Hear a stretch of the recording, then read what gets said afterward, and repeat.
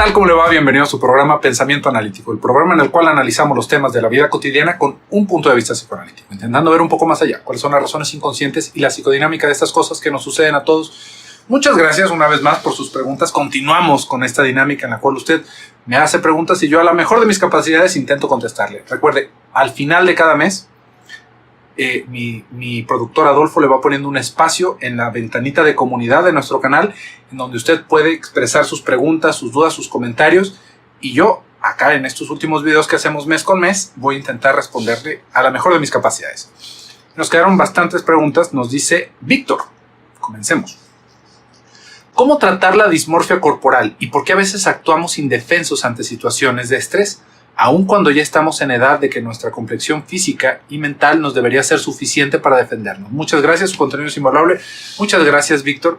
Acá esto se nos va pegando con otra pregunta que se nos iba haciendo sobre la ideología de género y también sobre cómo nos vamos percibiendo físicamente. Vamos a intentar contestar primero, Víctor, esto que nos estás preguntando de por qué actuamos indefensos, porque la indefensión no tiene que ver con la cuestión física, ¿no? Es una cuestión de estrés y por lo tanto es una cuestión de nuestra percepción psicológica, ¿no? De cómo nosotros nos percibimos, si nosotros nos sentimos que podemos hacerle frente a algo o no. Es muy interesante como, por ejemplo, fíjese, a los policías o a los militares se les va entrenando en situaciones de alto estrés. Y esto es ¿por qué? Para que cuando uno esté en una situación de alto estrés no se vaya a hacer cochinilla, ¿no? No nos hagamos bolita y vayamos a poner en peligro nuestra vida y la de los demás.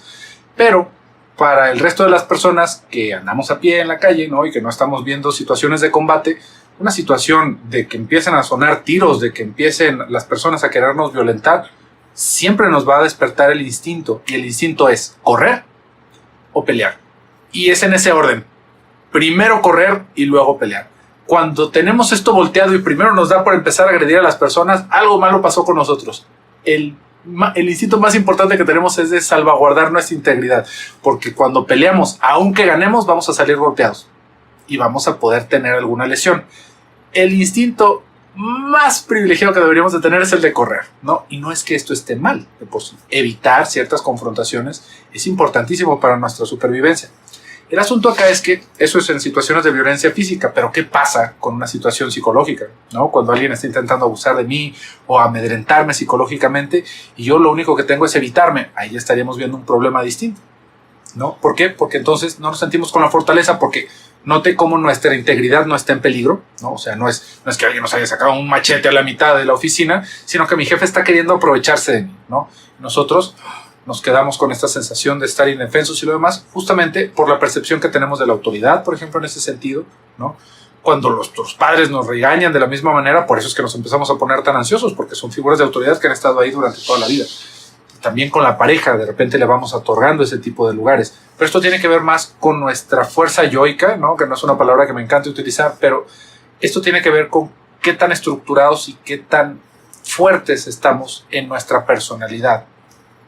Y esto, pues, cómo se entrena o cómo se mejora, esto tiene que ver con las interacciones que vamos teniendo y analizando realmente qué es lo que está pasando. No porque tengamos trucos para vernos como un macho alfa en todo momento, Víctor, no es la idea, sino alcanzar a entender de dónde viene nuestro miedo, qué es lo que te está haciendo responder con miedo y por lo mismo buscar una manera de poder lidiar con eso, ¿no? No porque debamos de ser infalibles y estar siempre a la defensiva, sino para poder entender más por qué yo estoy reaccionando así.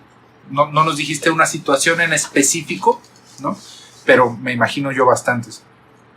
Y la cuestión de la dismorfia corporal, ¿no? Le digo que se va pegando con otra pregunta que tenemos que estuvo ahí botada también, es ¿cuál es la postura del psicoanálisis frente a la ideología de género? He visto muchos videos sobre el tema donde dejan al género a merced de la autopercepción y esto trae de la mano otras situaciones como los transespecie que se autoperciben como perros, por ejemplo, y por otro lado se genera todo un espectro de géneros que se podrían entender más como gustos o inclinaciones en lo sexual, llegando al extremo de querer incluir como otra variante la pedofilia. Muchos alegan que ese es el oscuro objetivo de tanto financiamiento a este tipo de movimientos. Para mí ha sido impactante ver protestas en un video donde hay niños de 10 años que se van declarando bisexuales, transexuales, aun cuando posiblemente nunca han tenido una relación sexual. Bueno, eso espero. Y entonces no sé si es posible que sepan si caen en esa categoría realmente. Yo creo que es influencia de los padres y que pueden caer esto en algún tipo de enfermedad mental. como cuando una anoréxica se percibe gorda. ¿Hasta qué punto es algo real y hasta qué punto es una enfermedad mental? ¿Por qué tanta imposición en las películas para niños y tanto financiamiento? ¿Qué dice el psicoanálisis? Una pregunta muy interesante, Liz y Víctor, con esta cuestión de la dismorfia, porque si se fija, está esta idea, ¿no?, de que todo se vale, de que todo es posible. En el video anterior algo dije al respecto de eso, ¿no? De no entender nuestras limitantes es una de las cosas más dañinas que podemos tener, más dañinas en nuestro desarrollo. Y acá vale decirlo desde antes, todos los videos, siempre lo digo al principio, ¿no? Y lo digo, de repente seguramente ya no me escucho porque lo digo así como melódico, ¿no? Así como es la introducción, pero tiene un significado. Lo que hablo en este canal, lo que hablo en estos videos para usted es un punto de vista psicoanalítico. Y digo un punto de vista psicoanalítico porque es a lo que me dedico, porque es mi formación profesional y estoy utilizando la teoría psicoanalítica para hablar sobre un punto de vista que yo le estoy proporcionando de cómo es el mundo y de cómo son estas situaciones. No puedo hablar por el psicoanálisis, ¿no? Como si fuera yo el embajador de la ONU, de las Naciones Unidas, de la nación del psicoanálisis. No, ese es el punto. Se va a encontrar muchas otras respuestas alrededor de esto. Pero sí, vamos siguiendo este tipo de ideología de lo que le estaba platicando al principio sobre los fundamentos de la realidad. Cualquier tipo de percepción ajena a nuestra realidad, podríamos empezar a entender esto como una enfermedad mental, ¿no? Fíjese cómo ahí ya metimos en un balde a muchas personas y seguramente va a resultar aquí esto en alguna ofensa, pero entienda que no lo estoy diciendo por una cuestión de ofender, sino por alcanzar a ver en dónde está la diferencia, ¿no? Porque aquí nos haces tú una pregunta muy interesante, Liz, y es alrededor de qué pasa con las personas que sufren anorexia, ¿no? Ellos se perciben obesos. Eso, con la anorexia estamos todos muy entendidos que es una enfermedad, pero ¿qué pasa con las personas que se perciben como si fueran de otra especie? ¿Eso no es una enfermedad? Por supuesto que es una enfermedad, ¿no? Y hay que entender, por ahí hay unos videos alrededor de la enfermedad mental, que hablar de una enfermedad mental no es en una idea de discriminar al enfermo, porque todos estamos enfermos, porque estamos en una sociedad, ¿no? Esos videos están interesantes, búsquelos por favor para no repetirme tanto. Pero el hablar de una enfermedad mental no es porque entonces nos vamos a poner un sello, nos vamos a alejar en algún lugar de la ciudad, nos van a meter en una caja si estamos enfermos en ese sentido, sino para alcanzar a entender que hay un sufrimiento detrás de eso, que no es algo que deberíamos de pasar por natural o por normal, ¿no? En ese sentido. Tampoco quiere decir que es porque estamos intentando erradicar a las personas que viven de esa manera su experiencia, ¿no? Hay personas que ya vamos a encontrarnos que pues, simplemente ni siquiera lo ubican como un problema, pero eso no quiere decir que deje de ser una enfermedad mental. ¿Sí ve? Por ejemplo, yo puedo ser la persona más obsesiva del mundo, me puedo lavar 40 veces las manos antes de salir a la calle y después de cada comida, y pues que yo diga que esa es mi manera de vivir no me va a quitar que estoy, bueno, que patino alrededor de mis obsesiones, ¿no? No me va a quitar lo obsesivo compulsivo. Sin embargo, pues eso es algo que es mío, ¿no? Y al final de cuentas yo sabré lo que hago con él, ¿no? Yo sabré lo que hago con esa parte de mi vida y de mi enfermedad. Nadie me puede imponer qué es lo que tengo que hacer, ¿verdad? A menos de que empiece a meterme con las libertades individuales de los demás. Ahí ya es un problema. Y eso es algo interesante de lo que nos estás planteando, porque ¿qué pasa alrededor de los niños, no? ¿Los niños realmente tienen la capacidad de decidir sobre su sexualidad? No, no la tienen. Por eso somos sus cuidadores nosotros. Si ese fuera el caso, les pasaría como a las lagartijas que nacen en un huevo y se van, ¿no? Y no necesitan padres. ¿Por qué? Porque ya nacen con dientes, nacen con garritas, pueden salir y pueden buscar su alimento y buscárselas por ellos mismos, ¿no? No ese es el caso con nosotros. Todo lo que tiene que ver con nuestra sexualidad, y hay que entender esto, es una imposición social, es un constructo social, ¿no? No estamos hablando de la naturaleza y de lo demás. En sí, en la naturaleza ni siquiera hay esta cuestión de género, ¿no? Como lo estamos hablando, es una cuestión de sexo, ¿no? Y es una cuestión de placer y de descarga. Los animales no piensan, no, ¿será que tengo alguna pulsión homosexual latente en mí? No, los animales buscan descargarse, ¿no? Sea con una silla, sea con nuestra pierna, sea con otro animal de la misma especie o con otro distinto. No les importa, no es una cuestión moral que atraviese por su cabeza. Nosotros sí. ¿Por qué? Porque una vez más vivimos en una sociedad, porque nosotros estamos inmersos en una cultura. Todo lo que tiene que ver con los sexos, ¿no? Con los géneros específicamente, es una construcción social, pero es una construcción social en la que todos estamos incluidos. Es una construcción social igual que estas ideas que tenemos de no lastimarnos entre nosotros mismos, de la monogamia, ¿no? Que si se fija es un inventazo que tenemos, pero es un inventazo en el que está sostenida nuestra civilización, ¿no? porque luego se argumenta, es que si es natural o no es natural.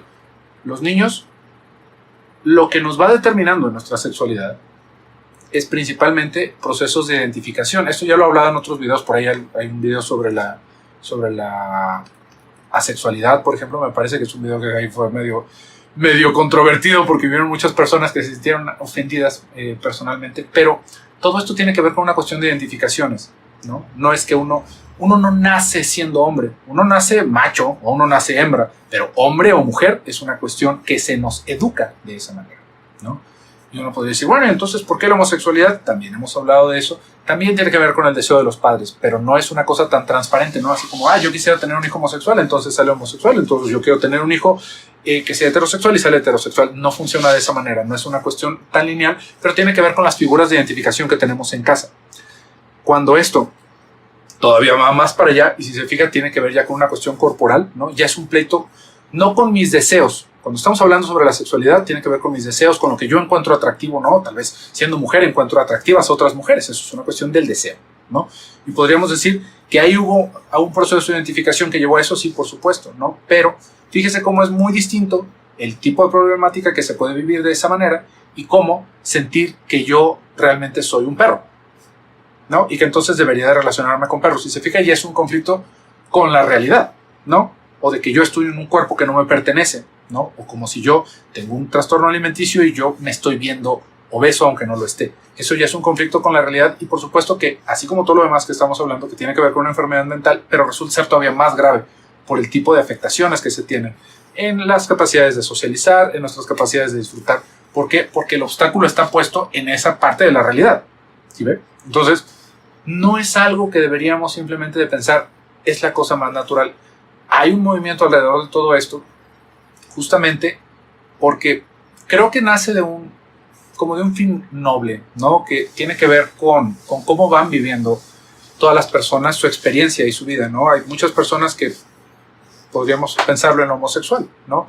Que durante muchísimo tiempo fueron personas que estaban perseguidas y que estuvieron excluidas de muchas partes de nuestra sociedad, como del matrimonio, por ejemplo, simplemente por su preferencia sexual.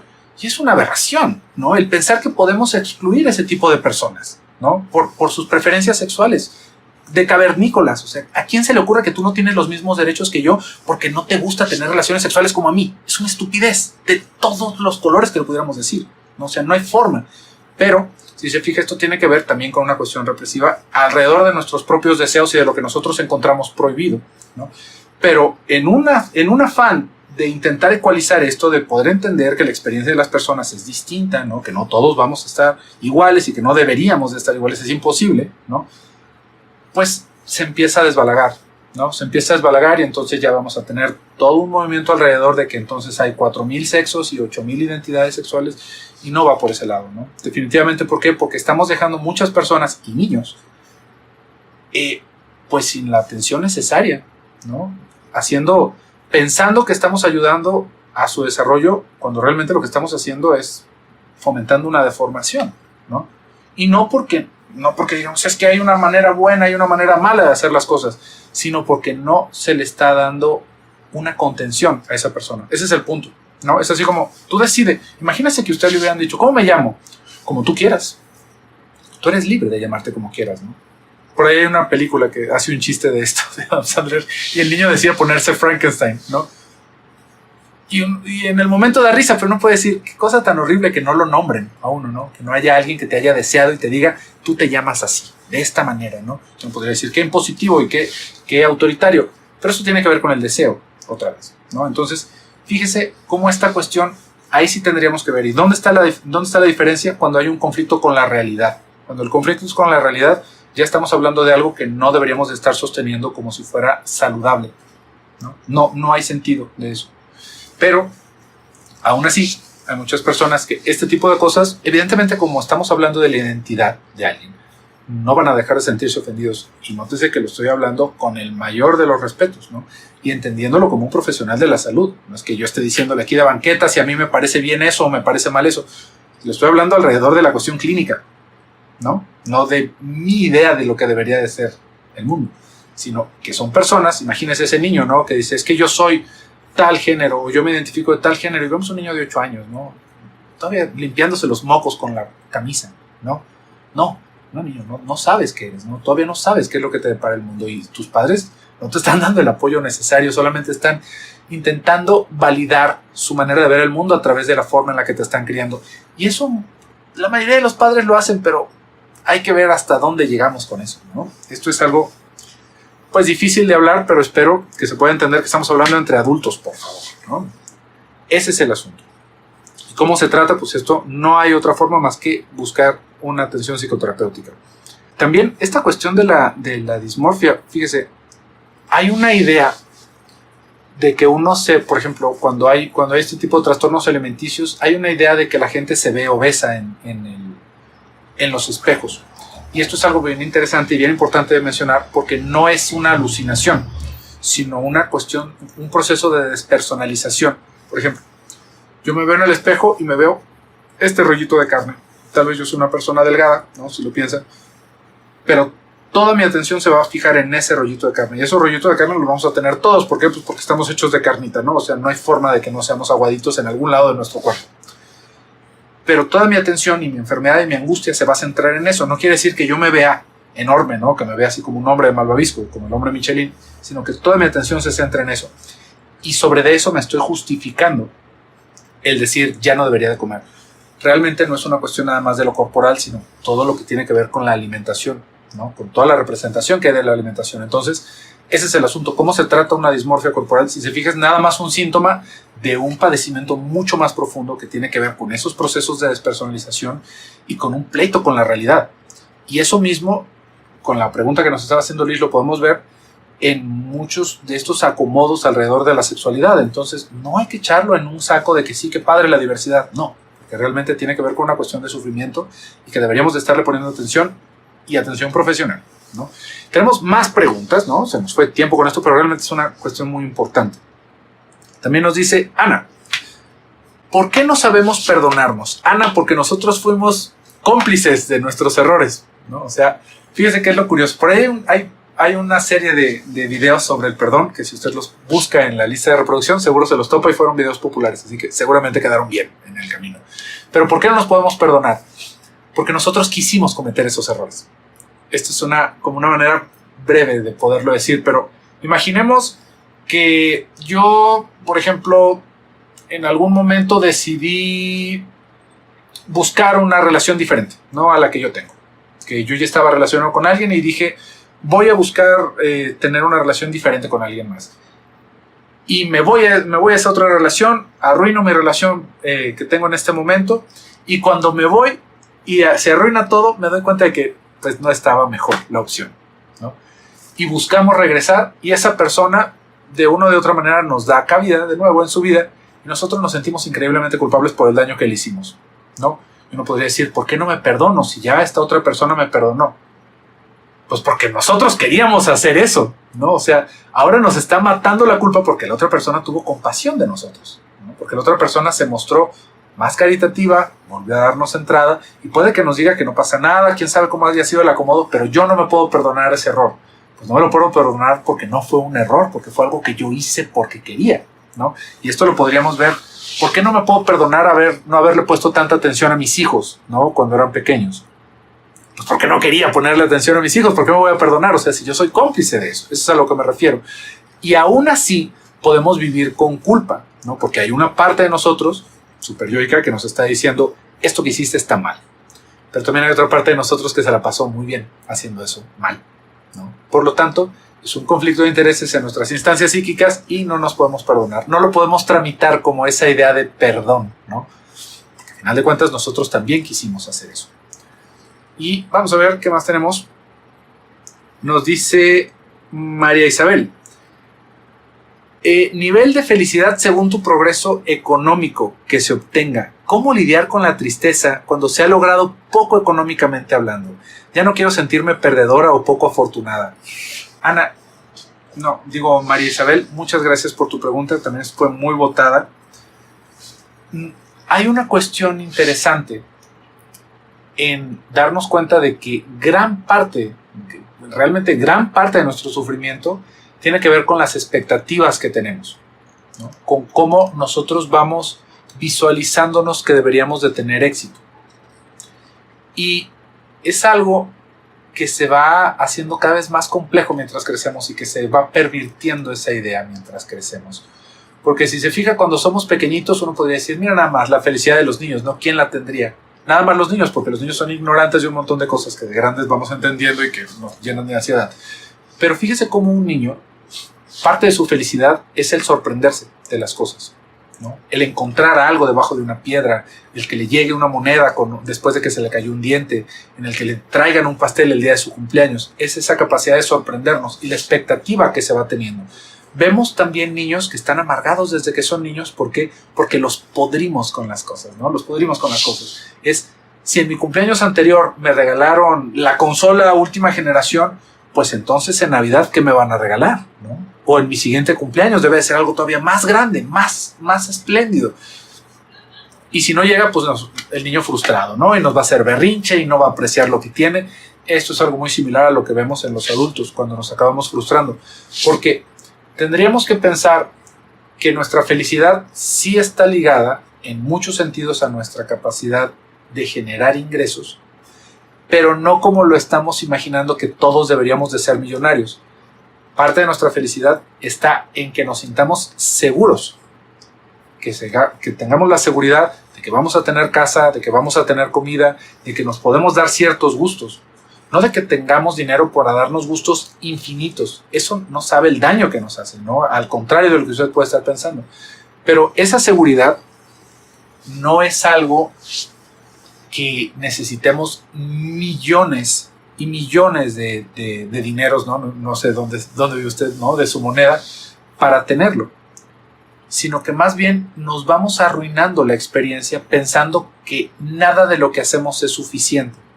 Si usted está en una situación en donde sus necesidades básicas no están cubiertas, pues bueno, ahí no estamos hablando de una percepción de la realidad, ¿no? Ahí sí definitivamente tenemos que hacer algo, buscar una ayuda, capacitarnos más, ¿no? Buscar cómo podríamos salir de ese bache. Pero si sus necesidades básicas están cubiertas, sus necesidades de salud están cubiertas, y se puede dar el gusto de ir al cine eventualmente, lo que estamos viendo es más bien este problema que tenemos con la expectativa de cómo deberíamos de ser, de todo lo que deberíamos de tener, de los círculos de personas con los que nos vamos rodeando. Y eso es lo que nos hace sentir increíblemente frustrados. ¿Por qué? Porque esa capacidad de sorprendernos, que le estaba mencionando de los niños, no tendría por qué morirse con el tiempo. Es algo que nos debería seguir dando la misma felicidad de ese atardecer, ¿no? Tal vez no todos los días, porque hay días que estamos medio fastidiados, pero que nos podamos parar a ver las estrellas, que nos podamos parar a ver un amanecer, que nos sorprenda lo rica que sabe la comida del día de hoy, aunque sean frijoles con sal, ¿no? Es el tenerlo, el sentir esa seguridad, el sentirnos vivos, el saber las oportunidades que tenemos y que, por supuesto, que no quiere decir que no va a haber sufrimiento en nuestra vida, pero que tenemos posibilidades. De ahí es de donde viene esa sorpresa, de ahí es de donde viene esa apreciación de lo que tenemos. Pero como le digo, en el camino nos vamos llenando de expectativas y puede ser, Marisabel, puede ser que esto sea algo de lo que te tiene con esta sensación de ser como perdedora o como de no ser tan afortunada como otras personas. Tenemos aquí algunas otras preguntas, ahí ya no vamos a alcanzar. Vamos a agarrar una última pregunta. Nos dice MySpace: ¿cómo se mejora la autoestima en el psicoanálisis? Y creo que esto tiene que ver con la pregunta anterior que estábamos contestando de Marisabel. Parte de nuestra capacidad de disfrutar tiene que ver con nuestras expectativas, y por ahí nos vamos a encontrar con algún cínico que nos diga: es que yo, para no desilusionarme, nunca tengo expectativas de nada, ¿no? Y no es el punto, no va por ahí, ¿no? Porque también, qué apachurramiento, ¿no? Pues yo no estoy esperando nada, ¿no? Igual y me muero el día de hoy, me muero mañana y no pasa nada. También es una cuestión terrible. Pero tiene que ver justamente con las expectativas y la autoestima y esta sensación de valía que tenemos de nosotros mismos. Fíjese, cuando hablamos de nuestro valor propio, forzosamente tendríamos que pensar: ¿para quién es esto valioso? ¿No?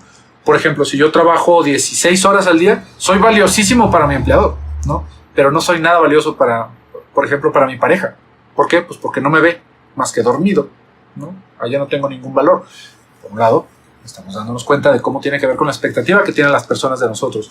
Por ejemplo, yo podría tener un trabajo que me requiere estar 11 horas al día ahí, y mi pareja estar contentísima. ¿Por qué? Porque mi pareja lo que quisiera es una persona que genere una cantidad grande de dinero, no importa que no lo vea tanto, pero que tenga una seguridad económica. Para esa persona voy a ser valiosísimo, pero tal vez para una persona que prefiera la compañía que yo le puedo proporcionar, no le va a significar nada mi dinero, ¿no? Lo que le significa más bien es que yo le otorgue parte de mi tiempo, parte de mi día. Entonces, una persona de esa manera, si yo tuviera un trabajo que tal vez me requiriera estar 6 o 4 horas, aunque no ganara tanto, aunque no pudiéramos tener los lujos, aunque nos viéramos apretados en ciertas cosas, valoraría más el tiempo que estamos. Entonces, una vez más, ¿cuál es la cuestión de la autoestima? ¿Para quién soy valioso? Y algo súper importante y una capacidad increíble de nuestra vida es empezarnos a buscar personas y metas que sí podamos alcanzar, que sí nos hagan sentir valiosos y que se vea en ellos lo valioso que nosotros alcanzamos a percibir de nosotros mismos, ¿no? Ese es el punto. Hay por ahí un video sobre la autoestima también que te recomiendo, MySpace, que te busques. Fue de los primeritos, me parece que fue el primer video que hicimos acá en este canal, en donde hablo un poquito más de esto. Pero podríamos agregar esta parte de la pregunta anterior, ¿no? ¿Por qué es que me puedo sentir o no me puedo sentir valioso? Esta parte de la autoestima, ¿no? Principalmente es, ¿para quién quiero ser valioso? ¿Qué es lo que a mí me hace valioso? ¿No? Tal vez a mí lo que me hace valioso son mis capacidades. Si son mis capacidades, ¿qué tengo que hacer? Buscar aprender más, ¿no? Ser una persona necesaria, ser una persona que aporte, ser una persona interesante. Eso es lo que a mí me hace sentir valioso. Eso es en lo que tengo que trabajar, ¿no? Por otro lado, también las expectativas que tenemos, que no todos vamos a ser iguales y no todos necesitamos ser millonarios para ser felices. Muy bien. Pero bueno, pues por el día de hoy se nos ha terminado el tiempo. Muchísimas gracias por el favor de su atención. Yo me despido. Soy José Luis Amarripa. Hasta pronto.